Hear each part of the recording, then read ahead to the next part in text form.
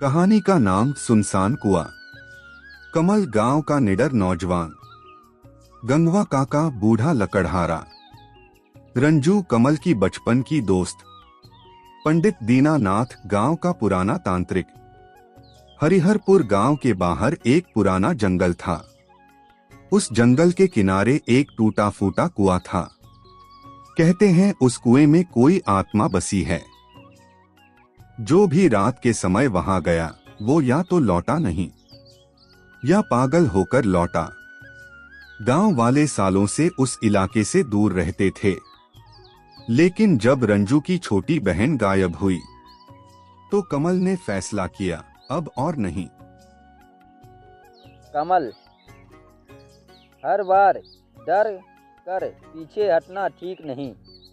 कोई तो है जो हमारी बच्चियों को ले जा रहा है। मैं उस कुएं तक जाऊंगा।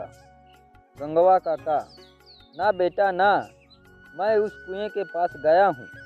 वहाँ कुछ है जो आँखों से नहीं लेकिन रूह से दिखाई देता है। रज्जू, कमल, मेरी बहन को बचाओ।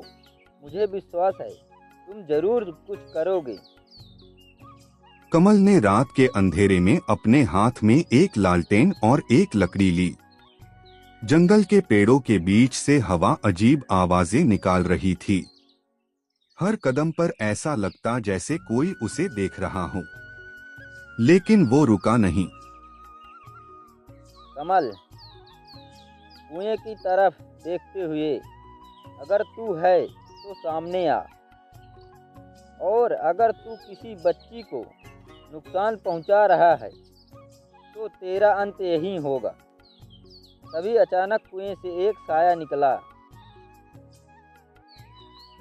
धुआं सा, चीखती हुई औरत की आकृति। साया, मुझे इंसान चाहिए। मुझसे मेरे अपने छीन लिए गए थे, अब मैं सबकी औलादें छीनूंगी। कमल आत्मा को रोकने के लिए पंडित दीनानाथ को बुलाता है। पंडित दीनानाथ, यह आत्मा रूपमती की है। एक जमाने में यह इसी गांव की थी। इसे गांव के जमींदार ने कुएं में फेंक दिया था। जब उसने न्याय मांगा, तभी से इसकी आत्मा भटक रही है। कमल, तो इसे न्याय चाहिए, बदला नहीं।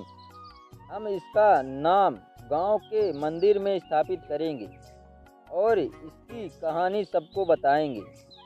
कमल और गांव वालों ने मिलकर कुएं की सफाई की और वहां एक छोटी सी समाधि बनवाई।